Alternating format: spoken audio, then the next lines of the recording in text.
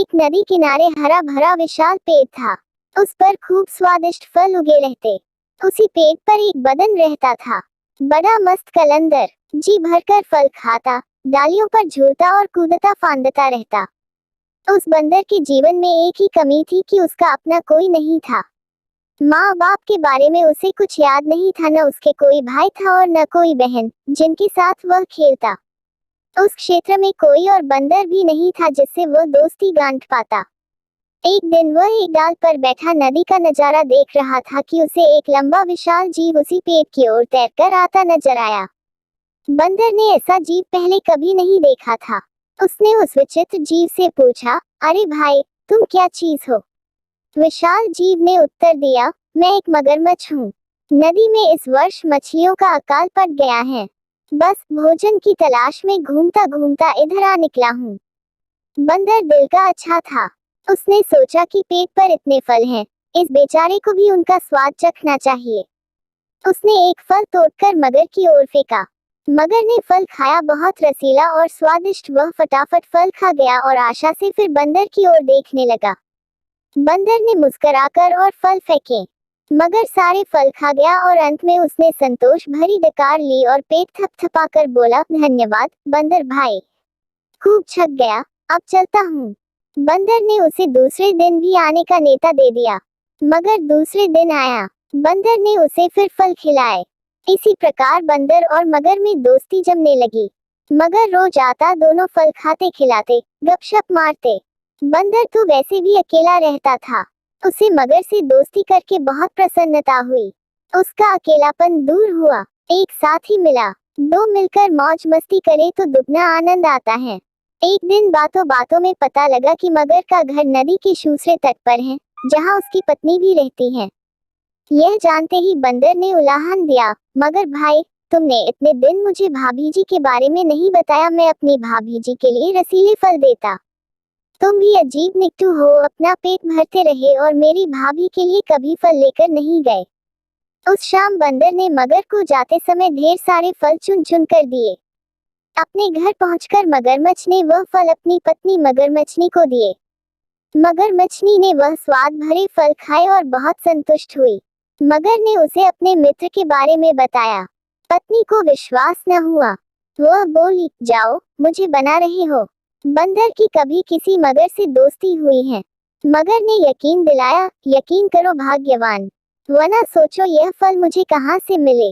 मैं तो पेट पर चने से रहा। मगरनी को यकीन करना पड़ा। उस दिन के बाद मगरनी को रोज बंदर द्वारा भेजे फल खाने को मिलने लगे।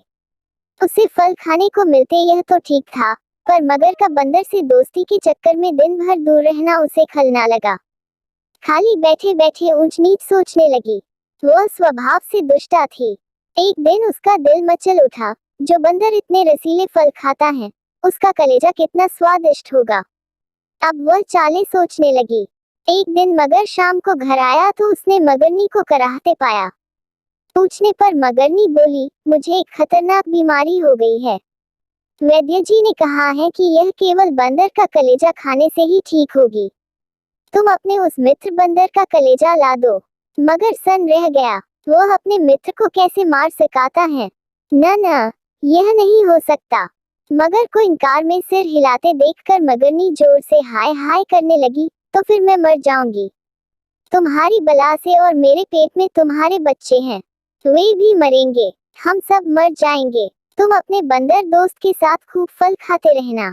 हाय रे, मर गई, मैं मर गई। पत्नी की बात सुनकर मगर सिहर उठा। बीवी बच्चों के मोह ने उसकी अक्ल पर पर्दा डाल दिया। वह अपने दोस्त से विश्वासघात करने, उसकी जान लेने चल पड़ा। मगरमच्छ को सुबह सुबह आते देखकर बंदर चकित हुआ। कारण पूछने पर मगर बोला, बंदर भाई, तुम्हारी भाभी बहुत नाराज है। कह रही है कि देवर जी रोज मेरे लिए रसीले फल भेजते हैं, पर कभी दर्शन नहीं दिए, सेवा का मौका नहीं दिया। आज तुम न आए तो देवर भाभी का रिश्ता खत्म। तुम्हारी भाभी ने मुझे भी सुबह ही भगा दिया। अगर तुम्हें साथ न ले जा पाया तो वह मुझे भी घर में नहीं घुसने देगी। बंदर खुश भी हुआ और चकराया भी, मगर मैं आऊं कैसे? मित्र, तुम तो जानते हो कि मुझे तैरना नहीं आता। मगर बोला, उसकी चिंता मत करो, मेरी पीठ पर बैठो। मैं ले चलूंगा न तुम्हें। बंदर मगर की पीठ पर बैठ गया। कुछ दूर नदी में जाने पर ही मगर पानी के अंदर गोता लगाने लगा। बंदर चिल्लाया, यह क्या कर रहे हो? मैं डूब जाऊंगा। मगर हंसा, तुम्हें तो मरना है ही। उसकी बात सुनकर बंदर का माथा ठनका। उसने पूछा, क्या मतलब? मगर ने बंदर को कलेजे व ली सारी बात बता दी। बंदर हक्का बक्का रह गया। उसे अपने मित्र से ऐसी बेईमानी की आशा नहीं थी। बंदर चतुर था, तुरंत अपने आप को संभाल कर बोला, वाह, तुमने मुझे पहले क्यों नहीं बताया? मैं अपनी भाभी के लिए एक तो क्या 100 कलेजे दे दूं, पर बात यह है कि मैं अपना कलेजा पेट पर ही छोड़ आया हूँ। तुमने पहले ही सारी बात मुझे न बताकर बहुत गलती कर दी है। अब जल्दी से वापस चलो ताकि हम पेट पर से कलेजा लेते चलें। देर हो गई तो भाभी मर जाएगी, फिर मैं अपने आप को कभी माफ नहीं कर पाऊंगा। टाकी का मोटा मगरमच्छ उसकी बात सच मानकर बंदर को लेकर वापस लौट चला। जैसे ही वे पेट के पास पहुंचे, बंदर लपक कर पेट की डाली पर चढ़ गया और बोला, मूर्ख, कभी कोई अपना कलेजा बाहर छोड़ता है? दूसरे का कलेजा लेने के लिए अपनी खोपड़ी में भी भेजा होना चाहिए। अब जाओ और अपनी दुष्ट बीवी के साथ बैठकर अपने कर्मों को रो। ऐसा कहकर बंदर तो पेट की टहनियों में लुप्त हो गया और अकी का दुश्मन मगरमच्छ अपना माथा पीटता हुआ लौट गया। सीखा 1, दूसरों को धोखा देने वाला स्वयं धोखा खा जाता है।